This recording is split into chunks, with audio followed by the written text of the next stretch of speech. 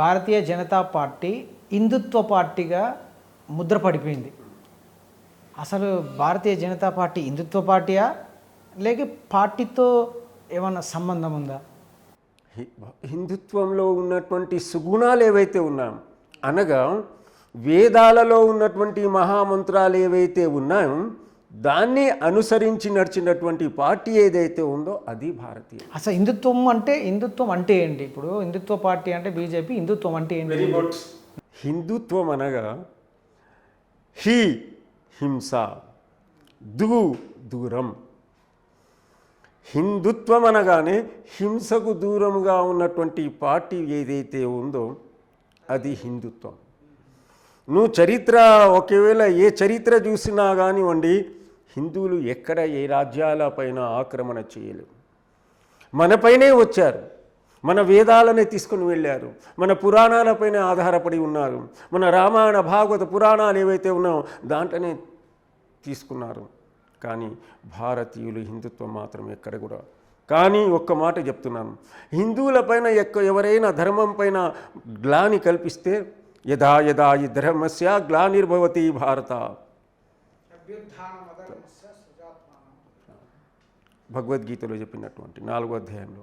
అనగా ధర్మం పైన ఎప్పుడైతే గ్లాని, ధర్మం పైన ఎప్పుడైతే కష్టం కలుగుతుందో అప్పుడు తప్పకుండా పరమాత్ముని యొక్క స్వరూపాలైనటువంటి మానవ రూపంలో నేను వచ్చి నా భక్తులను కాపాడుతాడన్నటువంటి భగవద్గీతలో చెప్పారు. అదే రూపాలతో వచ్చినటువంటి ఛత్రపతి శివాజీ, మహారాణా ప్రతాప్, అంతకన్నా ముందు జగద్గురు శంకరాచార్యులు, రామానుజాచార్యులు, మధ్వాచార్యులు, వీళ్ళందరూ కూడా మన హిందుత్వాన్ని కాపాడడానికి వచ్చినటువంటి ఫస్ట్ వచ్చినటువంటి వారు జగద్గురు శంకరాచార్యుల వారు. వారిని నేను జ్ఞాపకం చేస్తున్నారు. వారు నా కన్న తల్లి కోసం పాటుపడినటువంటి వారు. కేవలం అన్నపూర్ణ స్తోత్రం గురించి చెప్పుకుంటూ పోతే కొన్ని గంటలు చెప్తాను. నిత్యానందకరి వరాభయకరి సౌందర్య రత్నాకరి అన్నారు.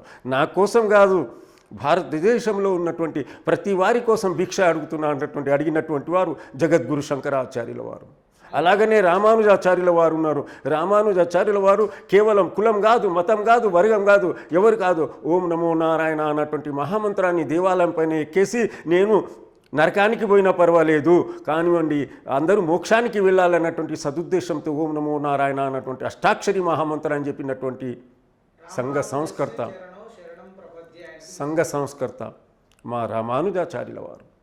అలాగనే ఛత్రపతి శివాజీ గారు, జీజాబాయి ఉగ్గుపాలతో నేర్పినటువంటి ఏదైతే ఉందో, అయ్యా చూడు నాన్న, ఆ యొక్క కోట పైన ఎలా తన తల్లి ఏ విధంగా అయితే ఉగ్గుపాలు అంటే దేశం రామాయణ భారతాలు ఆనాడు నేర్పించింది జీజాబాయి. ఈరోజు అలా శివాజీ అంత పెద్దవయ్యాడు ఆనాడు. అంతేకాదు, తుల్జాపూర్ మహారాష్ట్రలో తల్లి ఉంది, తుల్జామాత అని ఆమె సాక్షాత్తు చూడు నీకు ఈ శక్తి ఇస్తున్నా, ఈ ఖడ్గాన్ని ఇస్తున్నా, పోట్లాడు, నీపైన ఎవరైనా ఆక్రమణ చేస్తే.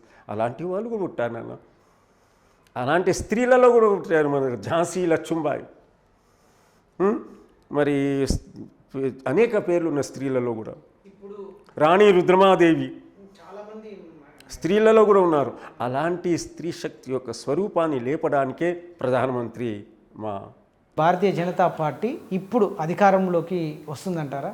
తప్పకుండా వస్తుంది, తప్పకుండా వస్తుంది.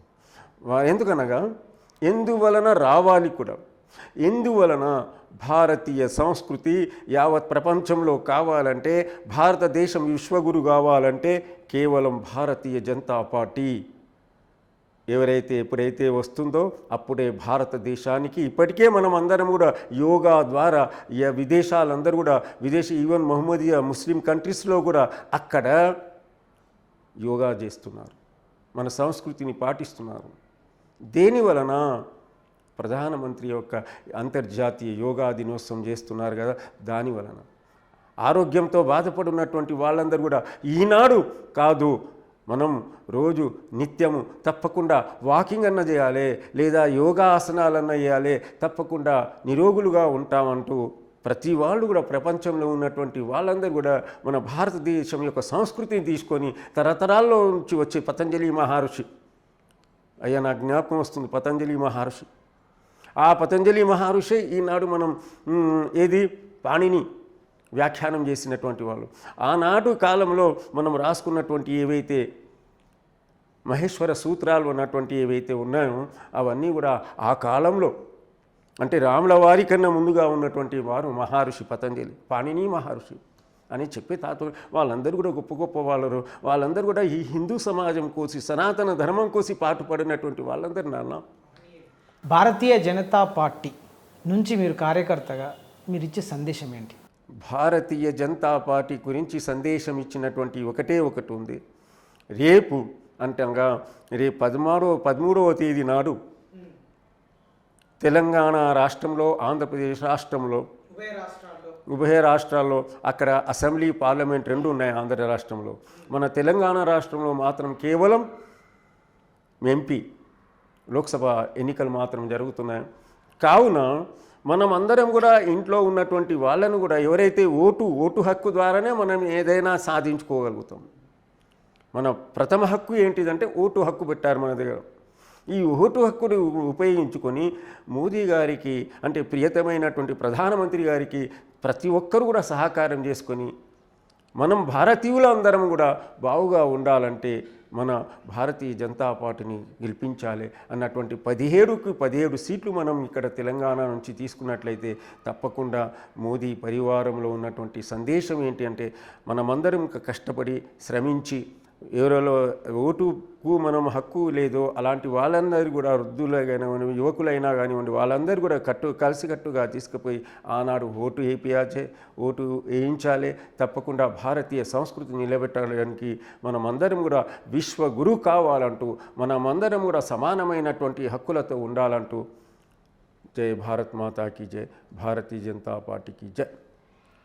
భారతీయ జనతా పార్టీ కార్యాచరణ గురించి చాలా చక్కగా వివరించారు గురుగారు. చాలా ధన్యవాదాలు. నమస్కారం సార్.